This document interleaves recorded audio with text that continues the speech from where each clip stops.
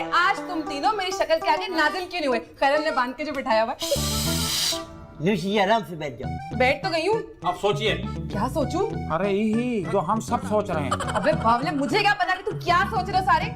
मैं बताती हूँ, हम सिर्फ ये सोच रहे हैं कि भैया बहुत हो गई, अब इज्जत के साथ ना कुछ पैसे कमाए जाए और इज्जत की जिंदगी गुजारी जाए। तुम सारे एक साथ सिर्फ एक ही बात सोच सकते हो।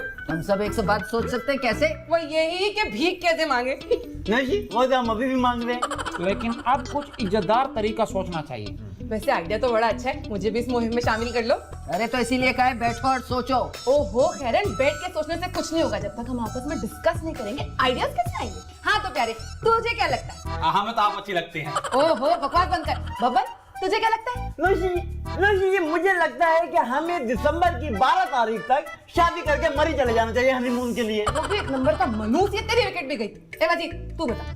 अरे हमारे ख्यालात जरा इन दोनों से मुख्तलिफ है। अरे तो फूटो ना, बोलो। हाँ तो बोल रहे हैं ना, बीच में क्या काट रही हो हमका? बोलो।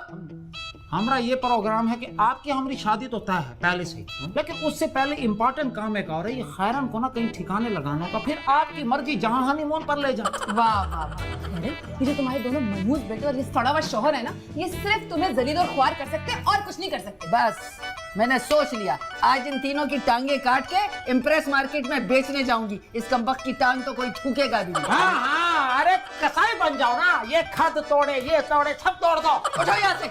नहीं, उठ जाओ फिर। अरे चलो चलो। अरे